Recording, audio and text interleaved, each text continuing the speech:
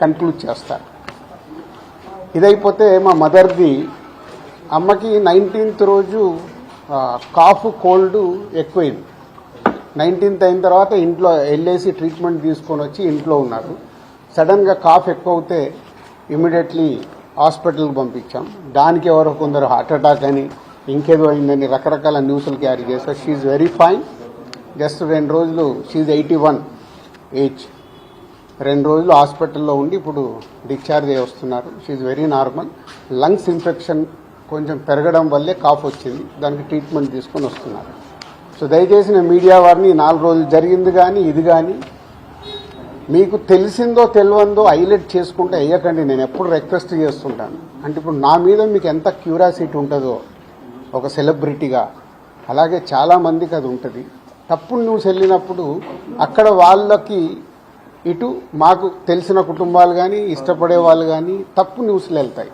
దయచేసి మళ్ళీ నేను ఎప్పుడు చెప్పేదే మళ్ళీ చెప్తున్నాను, తప్పుడు న్యూస్ని బయటికి తీసుకెళ్ళకండి. ఎందుకు చేస్తారయ్యా?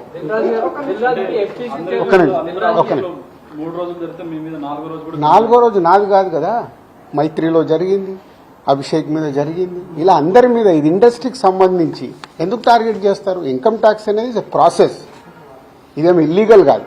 ఇన్కమ్ ట్యాక్స్ అనేది ప్రతి ఒక్కరికి, మీరు కూడా టీడీఎస్లు కడతారుగా, ఎందుకు కడతారు?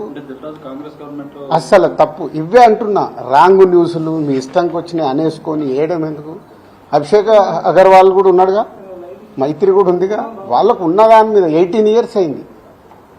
మా మీద సెర్చ్ జరిగి 18 years, ఏమో 2 years కాలేదు, 3 years కాలేదు. అంటే ఆఫ్టర్ 18 years దిస్ వాళ్ళు ప్రొసీజర్, ఇన్కమ్ ట్యాక్స్ ప్రొసీజర్లోనే జరిగింది, ఎక్కడ ఏమీ లేదు. అనవసరమైన ఎక్కువ మీరు ఊహించేసుకొని హైలైట్లు చేయదు. ఓకే,